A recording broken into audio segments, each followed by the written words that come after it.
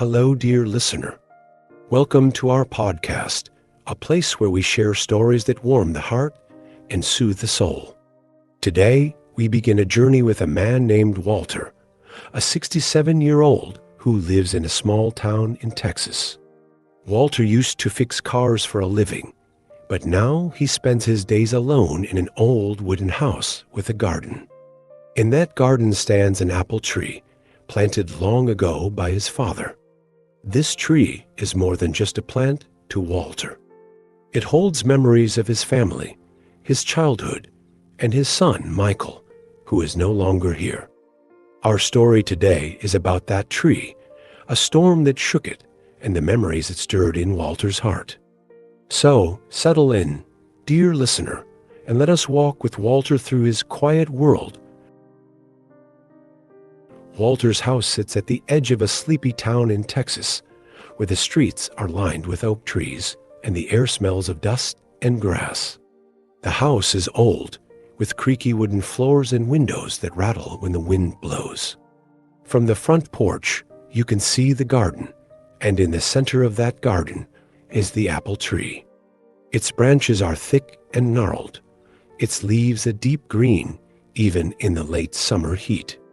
The tree has stood there for decades, ever since Walter's father planted it when Walter was just a boy. Back then, Walter would sit under its shade, listening to his father tell stories about the war or the time he met Walter's mother. The tree was a place of laughter and love, a place where life felt simple. Now, at 67, Walter lives alone. His wife passed away 10 years ago, and his son, Michael, is gone too. Walter does not talk about Michael much, not to the neighbors or even to himself. It hurts too much. Instead, he keeps busy with small tasks. Every morning, he waters the apple tree, trims its branches, and picks up fallen leaves. He reads the newspaper on the porch, sips black coffee, and watches the world go by. The neighbors wave sometimes, but Walter only nods back. He likes his quiet life, or at least that is what he tells himself. Deep down, there is an emptiness, a loneliness that settles in his chest like a heavy stone. The garden is Walter's sanctuary. Beyond the apple tree, there are rows of flowers, roses and daisies that he tends with care. There is also a swing, hanging from one of the tree's sturdy branches. The swing is old, its wooden seat weathered and its chains rusty. Walter never touches it. He cannot bear to. That swing was Michael's favorite place when he was a boy. Walter can still picture him there, his small legs kicking as he laughed, his dark hair bouncing in the breeze. Those memories are precious, but they cut like a knife. So Walter avoids the swing, keeps his eyes on the tree, and tries to hold on to the happier times. Walter stayed inside, listening to the rain pound the roof. He tried to read his newspaper, but the noise was too loud. The storm felt angry, like it wanted to tear the world apart. Walter's thoughts drifted to the apple tree. He hoped it would be okay. That tree was all he had left of his father, of Michael, of the life he used to know. Around midnight, a loud crack echoed through the house. It was not thunder, but something else, something closer. Walter's heart sank.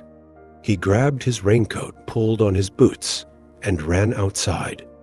The rain stung his face, cold and sharp, as he stumbled through the garden. Lightning flashed, and in that brief light, he saw it.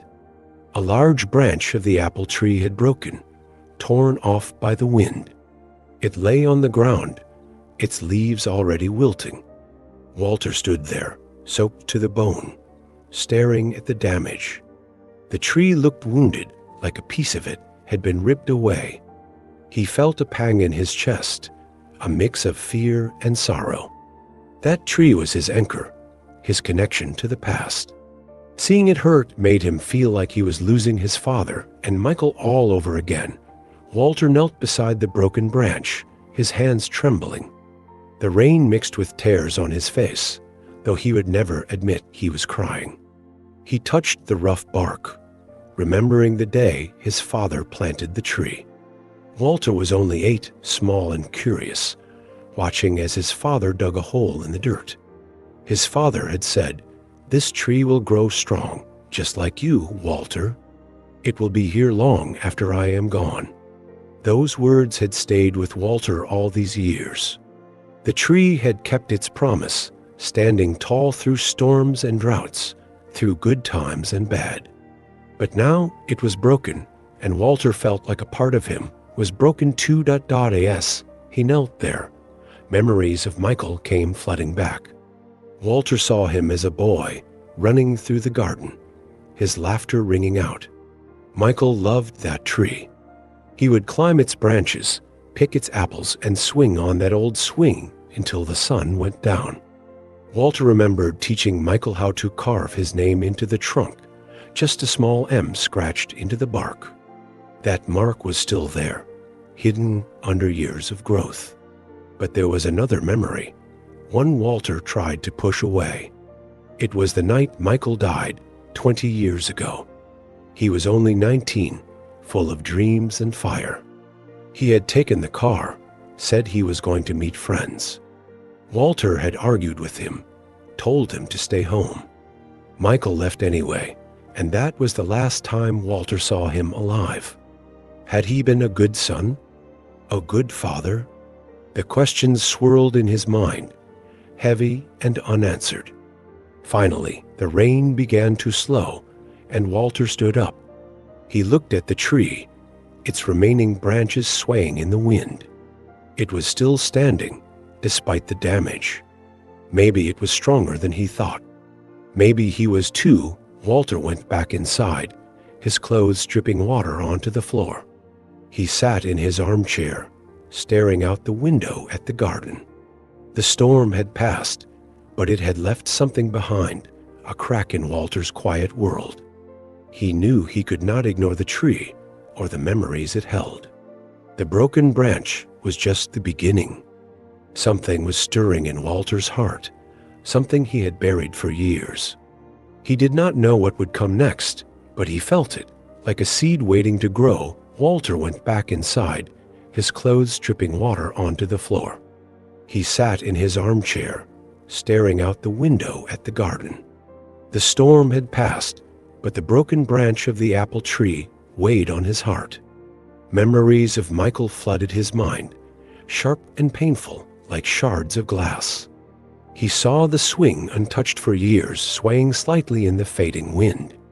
Walter felt something shift inside him, a need to face what he had avoided for so long. The night was quiet now, but the silence held questions. Could he look at that swing? Could he bear to remember?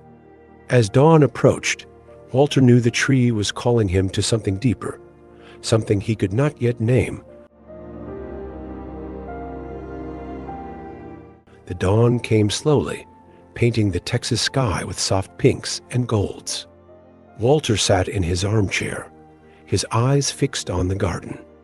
The apple tree stood tall, despite its broken branch, which lay like a fallen soldier on the grass. The swing hung still, its rusty chains catching the first light. Walter's heart was heavy, as if the storm had stirred something he had buried deep. He could not stop thinking about Michael.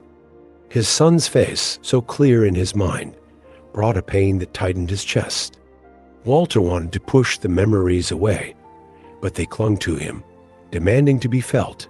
He rose from the chair, his knees stiff from the cold night. The house was quiet, the only sound the drip of water from his soaked coat, still hanging by the door. Walter made coffee, the familiar routine grounding him. He carried the mug to the porch and sat, watching the garden wake up. Birds chirped, and a squirrel darted across the lawn. The apple tree seemed to watch him back, its branches swaying gently. Walter's eyes drifted to the swing. He had not touched it in 20 years, not since Michael was gone. It was Michael's place, where he laughed and dreamed. Walter could still hear his son's voice, calling out, "Push me higher, Dad." Those were the good days before everything changed. Walter sipped his coffee, but it tasted bitter. The memory of Michael's last night came unbidden, sharp and cruel. Michael was 19, full of life, with eyes that sparkled like his mother's.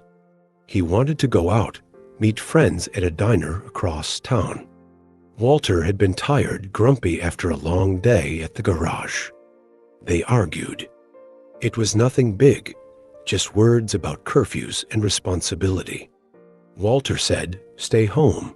It's late." Michael snapped back, "I'm not a kid anymore." He grabbed the car keys and left, the door slamming behind him. Walter thought he would see him in the morning. He was wrong. The phone rang at 2 in the morning. Walter answered, his heart already racing.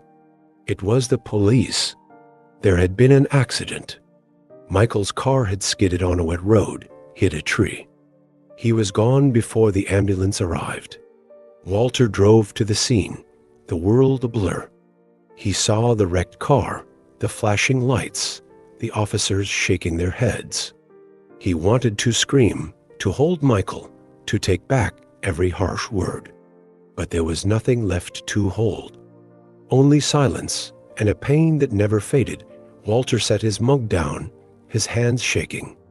He walked to the garden, drawn to the apple tree. The broken branch lay where he had left it, its leaves curling in the sun. He knelt beside it, touching the bark. He thought of his father, who had planted this tree with such care.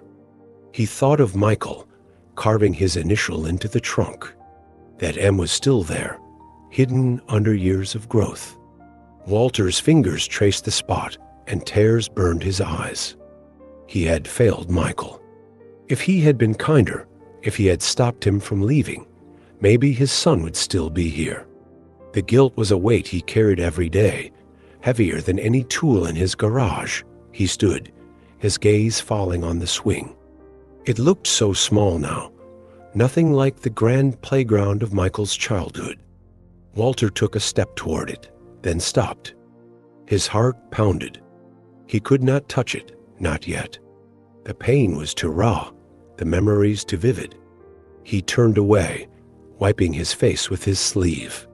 The garden felt too big, too full of ghosts. Walter went back inside, closing the door on the tree, the swing, and the past. But the past would not stay quiet. Days passed, and Walter tried to return to his routine. He watered the tree, swept the porch, read the newspaper. But the broken branch haunted him. He could not bring himself to move it, as if leaving it there kept the trees wound alive, a mirror of his own. The neighbors noticed his silence, his hunched shoulders. One morning, Mrs. Carter from across the street stopped by. She was a kind woman, always bringing cookies or asking about his roses. She mentioned a community project, something about planting trees to beautify the town. They needed volunteers, she said. Walter mumbled that he was busy, but Mrs. Carter was persistent. "It's just a few hours, Walter. It might do you good to get out." Walter did not want to go. He liked his solitude, or at least he was used to it. But Mrs. Carter's words stuck with him. The broken branch was still in the garden, a reminder of things he could not fix. Maybe a change would help. The next Saturday, he put on his old work boots and walked to the community center. The project was simple: plant saplings along the main street, paint benches, clean up the park. Walter expected to work alone, but a woman approached him. Her name was Rosa, 60 years old, with warm brown eyes and a smile that felt like sunlight. She carried a shovel and a bag of soil, moving with an ease Walter envied. Rosa introduced herself, saying she had lost her husband in a car accident years ago. Her voice was steady, but there was a sadness in it, one Walter recognized. They worked side by side, digging holes for the saplings. Rosa talked about her garden, her love for roses, her life after loss. She said, "You never stop missing them. but you learn to carry it differently. Walter listened, his hands in the dirt. He did not say much, but her words settled in his chest like seeds in the soil. For the first time in years, he felt a flicker of connection, a sense that he was not alone in his pain. As they planted the last tree, Rosa looked at Walter and said, "You have a garden, don't you? Maybe you could fix that swing I heard about. It could be a start." Walter froze. How did she know about the swing?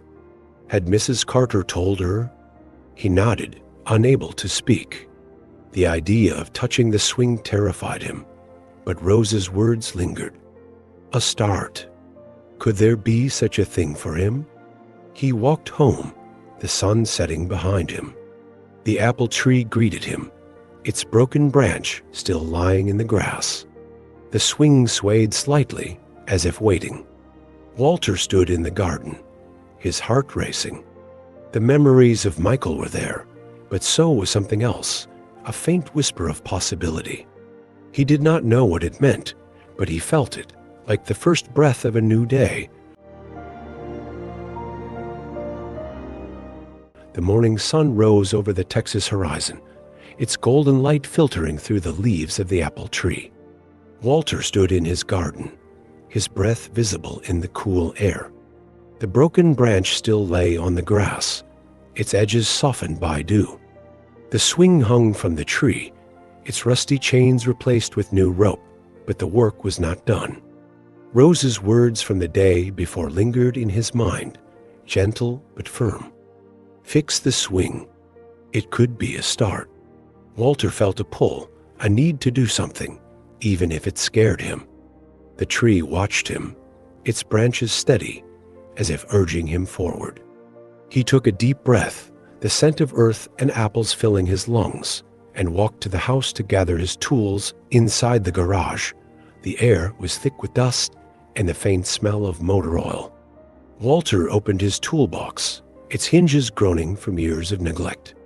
His fingers brushed over the tools, each one a memory of his days as a mechanic.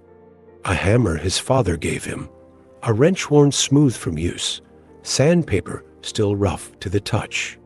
He chose what he needed: sandpaper, a can of white paint, a brush, and a coil of rope to secure the swing seat. The weight of the tools in his hands felt right, like a language he still knew. He carried them to the garden, his boots leaving prints in the soft earth. The swing waited, its wooden seat weathered but strong. Walter set the tools down and stood before it, his heart racing. This was for Michael, he thought. For the boy who loved this tree, this swing, this garden. He began with the seat, sanding it with slow, deliberate strokes. The wood was rough, splintered from years of wind and rain, but it gave way under his hands. Each pass of the sandpaper smoothed an edge, and with it, Walter felt a knot in his chest loosen. He remembered Michael sitting here, his small hands gripping the chains, his laughter ringing through the garden. "Push me, Dad, push me higher." Walter's hands paused, his eyes stinging. He saw Michael at 6, his dark hair bouncing as he swung. At 10, tying a scarf to the branch to play superhero. At 15, sitting quietly on the swing, dreaming of the future. Those moments were gone, but they lived in this wood, this rope, this tree. Walter kept sanding, his movement steady, as if smoothing the wood could smooth the pain in his heart. The sun climbed higher, warming the garden. Walter worked through the morning, lost in the rhythm of the task. He replaced the last of the old chains, tying the new rope with careful knots. He tested the swing, pulling it gently to check its strength. It held firm, ready to carry weight again. Walter stepped back, wiping sweat from his forehead. The swing looked different, not new but renewed, like it could hold joy once more. He sat on the grass, leaning against the apple tree's trunk. The broken branch lay nearby, its leaves curling in the heat. Walter touched it, his fingers tracing the bark. He thought of his father, planting this tree with dreams for his son. He thought of Michael, carving his M into the trunk, a mark that time could not erase. The tree had seen it all, the laughter, the tears, the years of silence. Now it was seeing Walter try again. He stayed there, the tree's shade cool against his back, until the sound of footsteps broke his thoughts. Mrs. Carter, the neighbor from across the street, stood at the garden gate, holding a basket of apples from her own tree. She smiled, her eyes crinkling. "That swing looks good, Walter," she said. "You've got a gift for fixing things." Walter shrugged, unused to praise, but her words warmed him. She asked if he was going to the community center today. The tree planting project needed more hands, she said. Walter hesitated. He had gone last time because of her insistence, but something in him wanted to return. Maybe it was Rosa's kindness or the feeling of being useful. He nodded, and Mrs. Carter's smile widened. "I'll see you there," she said. Leaving the basket of apples on the porch, Walter ate a quick lunch, a sandwich and one of Mrs. Carter's apples, its sweetness sharp on his tongue. He walked to the community center, the town alive with the hum of summer. Children rode bikes, dogs barked, and the air smelled of cut grass. The main street was bustling with volunteers, their voices mingling with the clink of shovels and the rustle of leaves. Walter found Rosa near the park, her hands covered in dirt as she planted a sapling. She saw him and waved, her smile like a beacon. "Glad you're back, Walter," she said. "Grab a shovel, we've got work to do." Her voice was easy, like they had known each other for years, not days. They worked side by side, digging a hole for a young maple tree. The soil was hard, packed tight from years of footsteps, but Walter's hands were strong. Rosa talked as they worked, her stories flowing like a river. She spoke of her husband, how he taught her to dance in their kitchen, how she still played his favorite songs on quiet nights.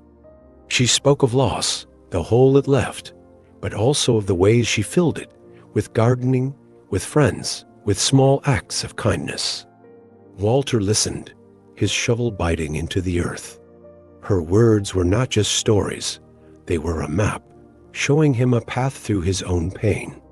He did not say much, but he felt seen, as if Rosa understood the weight he carried without needing him to explain. When they finished planting the tree, Rosa knelt to pat the soil, her hands gentle. "This will grow tall," she said. "It'll shade someone's porch someday." Walter looked at the sapling, its thin branches reaching up. He thought of his apple tree, how it had grown from a stick in his father's hands. He thought of Michael, who would never grow old, but whose laughter still echoed in the garden. Rosa stood, brushing dirt from her jeans. She looked at Walter, her eyes soft. "You're doing good work," she said.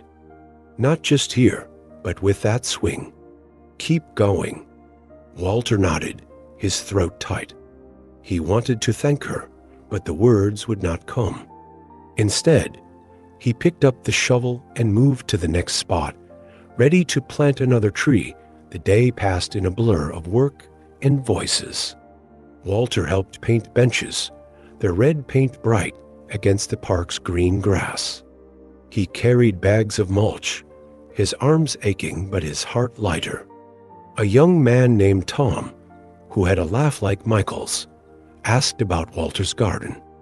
Walter found himself talking, describing the apple tree, the roses, the swing he was fixing. Tom listened, his eyes wide.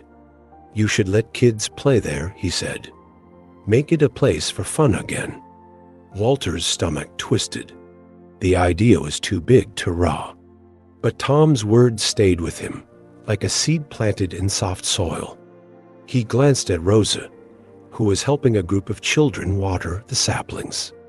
She caught his eye and smiled, as if she knew the battle in his heart. As the sun dipped low, Walter stayed to clean up, stacking tools and sweeping dirt from the sidewalk. The volunteers laughed and shared stories, their voices a warm hum. Walter felt part of it, not just a man standing on the edges.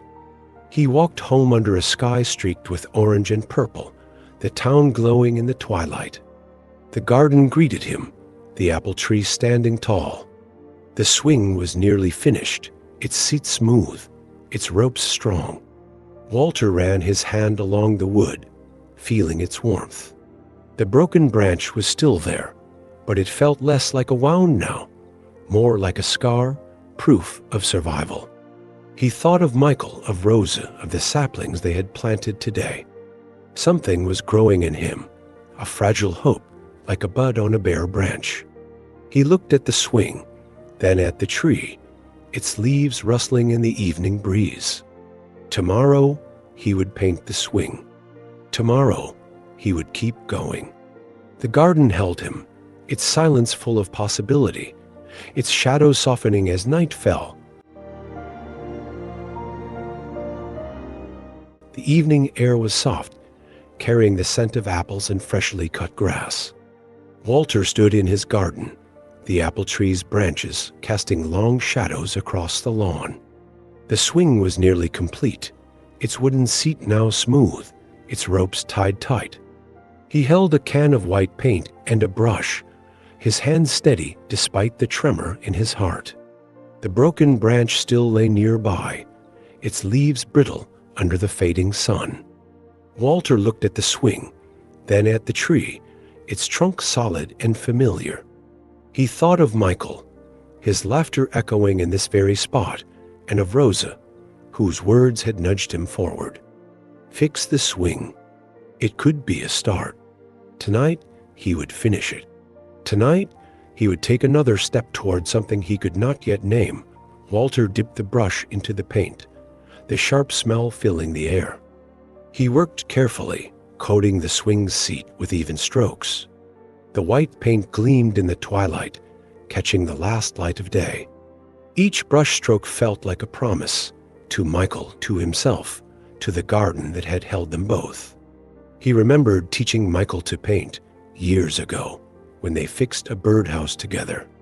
Michael's hands were small then, smudged with blue paint, his grin wide as he showed off his work.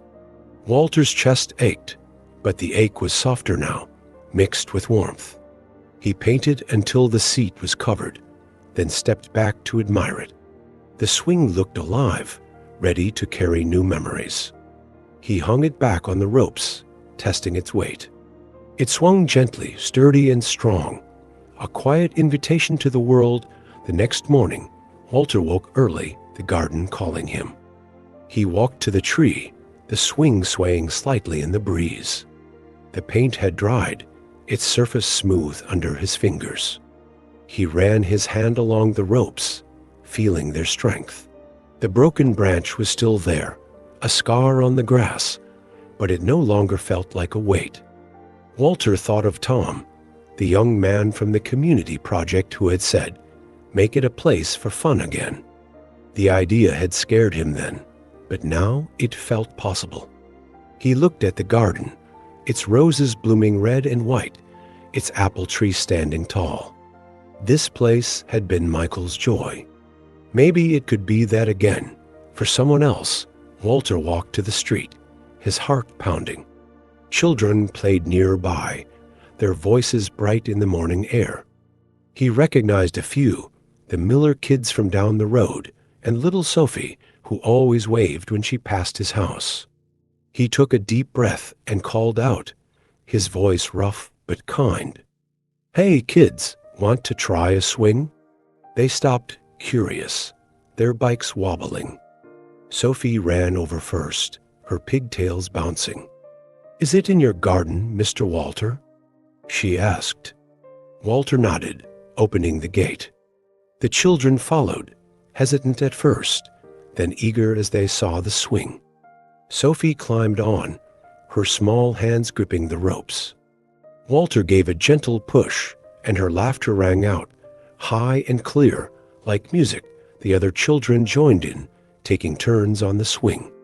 The Miller boys, Jack and Tim, pushed each other, their shouts filling the garden. Walter stood by the apple tree watching. The sound of their joy was overwhelming, like a wave washing over him. He saw Michael in their faces, in their carefree leaps, in the way they reached for the sky. The garden came alive, its colors brighter, its air lighter. Walter's throat tightened, but he smiled, a real smile, one he had not felt in years. He picked an apple from the tree and handed it to Sophie, who bit into it with a grin. "This is the best swing ever," she said, her mouth full. Walter laughed, the sound surprising him. It was a small thing, but it felt like a miracle. Word spread quickly in the small town. By afternoon, more children came, their parents trailing behind. Mrs. Carter arrived with a tray of cookies, her eyes twinkling as she saw the swing. "You've done something special, Walter," she said, setting the tray on the porch. Walter shrugged, but her words warmed him. The garden was full of life, children running through the grass, adults chatting by the roses. Someone brought a picnic blanket, another a jug of lemonade. The apple tree stood at the center, its branches shading the laughter below. Walter moved through the crowd, handing out apples, nodding to neighbors he had barely spoken to in years. He felt part of something, not just a man alone with his tree. As the sun began to set, Rosa arrived, carrying a basket of her own roses. She wore a blue dress, her hair tied back, her smile as bright as the day they met. She looked at the swing, then at Walter, her eyes soft. "You did it," she said. "You brought this place back to life." Walter shook his head, unsure how to respond. "It's just a swing," he mumbled. Rosa touched his arm, her hand warm. "It's more than that, Walter. It's a gift. To them, to yourself, to your son." Her words hit him hard, stirring the guilt he had carried for so long. He wanted to tell her, to say what he had never said aloud, but the garden was too full, the moment too bright. They sat on the porch as the sky turned orange, the children still playing under the tree. Rosa poured lemonade, her movements slow and easy. She spoke of her husband, how he loved summer evenings like this, how she felt him in the breeze sometimes. Walter listened, his hands wrapped around the cool glass. Her voice was a bridge, leading him to his own truth. He took a breath, his voice low. "I lost my son," he said. "Michael, 20 years ago. A car accident. I should have stopped him." The words spilled out, raw and heavy, like stones he had carried too long. Rosa did not speak, but her eyes held him, steady and kind. She reached for his hand, her touch grounding him. "You did your best, Walter," she said. "He loved you." "He still does," Walter's eyes burned, but he did not pull away. He told her about that night, the argument, the phone call, the wrecked car. He told her about the guilt, how it woke him at night, how it lived in the swing, the tree, the garden. Rosa listened, her hand never leaving his. When he finished, she spoke softly. "I blamed myself too, for my husband. But I learned something. They want us to live, Walter, to find joy, to share it. That's what keeps them with us." Walter looked at the swing, where Sophie was laughing as Jack pushed her. He saw Michael there, not in pain, but in the joy of this moment. The guilt was still there, but it was lighter, like a shadow fading in the sun. The evening grew quiet, the children leaving with their parents, their voices fading into the dusk. Walter and Rosa stayed on the porch, the garden settling around them. The apple tree stood tall, its broken branch a silent witness. Walter felt different, as if the laughter of the day had washed something away. He thought of the community, the people who had filled his garden, the hands that had planted trees with him. He thought of Rosa, her strength, her understanding. The swing swayed gently, catching the moonlight. Walter knew there was more to do, more to face. The guilt was not gone, but it was no longer his master. He looked at the tree, its branches reaching high, and felt a spark of something new. Tomorrow, he would plan a picnic, invite the town, make this garden a place of light. Tomorrow, he would keep healing, one step at a time. The night wrapped around him, soft and full of promise. As the garden whispered its quiet hope, the dawn broke gently over the Texas town, bathing the garden in a soft golden glow. Walter stood beneath the apple tree, his hands resting on the trunk, its bark warm under his fingers. The swing hung nearby, its white paint catching the light, a symbol of the laughter that had filled this place the day before. The broken branch still lay on the grass, its edges softened by time, no longer a wound but a memory. Walter's heart was full, not with the heavy pain of years past, but with something lighter, something alive. Rosa's words from their talk on the porch echoed in his mind, steady and true. They want us to live, Walter, to find joy, to share it. He looked at the garden, its roses blooming, its grass worn from children's feet. Today, he would take the final step. Today, he would plant a new tree. Walter walked to the shed, his steps sure. Inside, among old tools and stacks of firewood, was a small apple tree sapling, its roots wrapped in burlap. He had bought it weeks ago, on a whim, not knowing why. Now he understood. This tree was for Michael, for his father, for the love that still lived in this garden.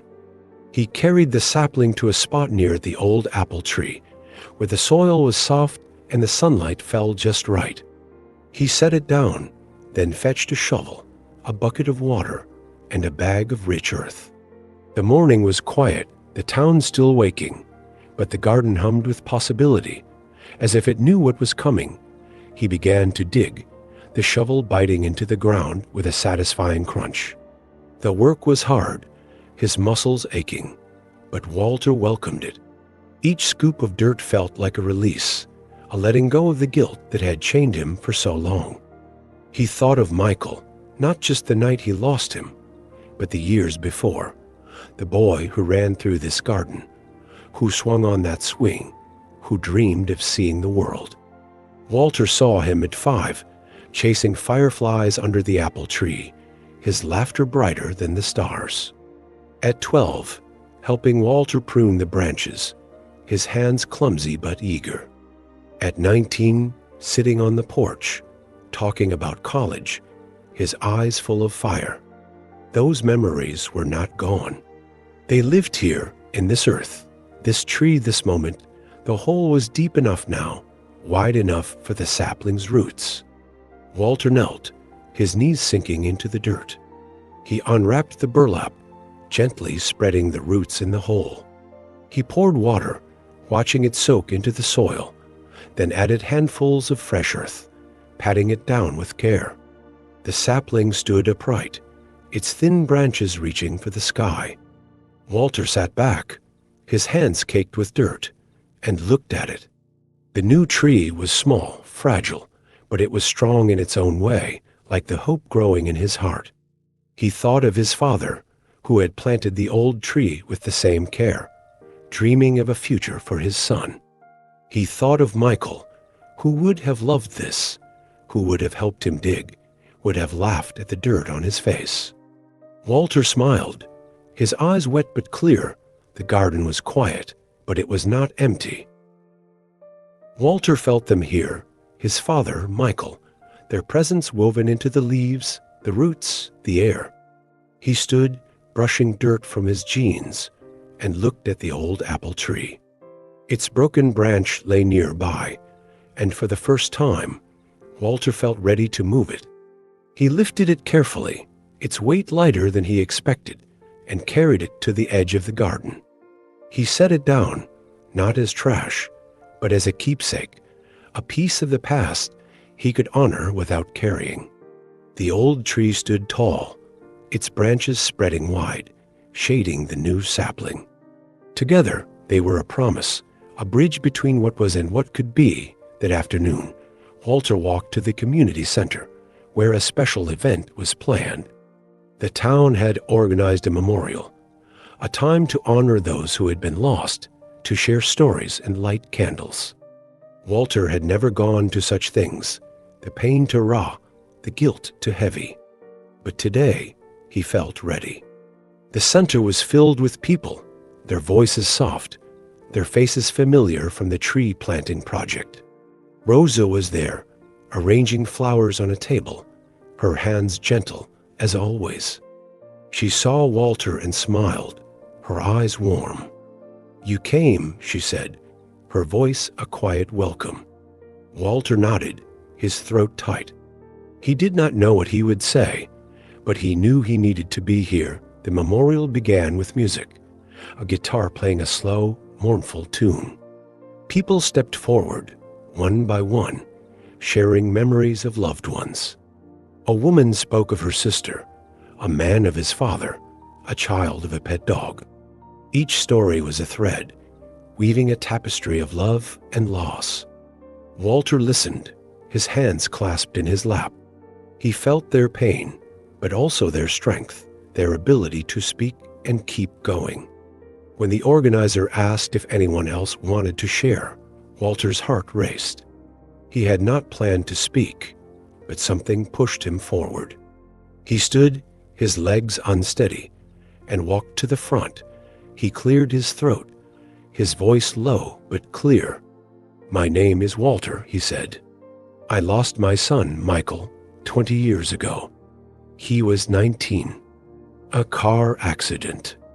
I blamed myself, thought I could have stopped him. I still do sometimes, but I'm learning to carry it differently. I fixed a swing in my garden, opened it to the kids. I planted a new tree today for him. He loved that garden, and I think he'd be happy, seeing it full of life again." Walter paused, his eyes on the floor. "I'm sorry, Michael," he said, so soft only he could hear. "I love you." He sat down, his hands shaking, but his heart lighter, as if the words had lifted a stone from his chest. The room was quiet. Then Rosa reached for his hand, her touch warm. Others nodded, their eyes kind, their silence a shared understanding. The memorial ended with candles, each person lighting one and placing it on a table. Walter lit his, its flame small but steady, and set it beside the others. He thought of Michael, of the new tree, of the swing filled with laughter. The guilt was still there, a shadow, but it no longer defined him. He was more than his pain, more than his loss. He was a man who could plant trees, fix swings, open his garden to the world. Walter walked home under a starlit sky, the town hushed and peaceful. The garden greeted him, the apple tree and its new sapling standing side by side. The swing swayed gently, its ropes catching the moonlight. Walter sat on the porch, the air cool against his skin. He thought of Rosa, her hand in his, her words about living, about joy. He thought of the children, their laughter, their trust. He thought of the community, the people who had become part of his life, not just faces but friends.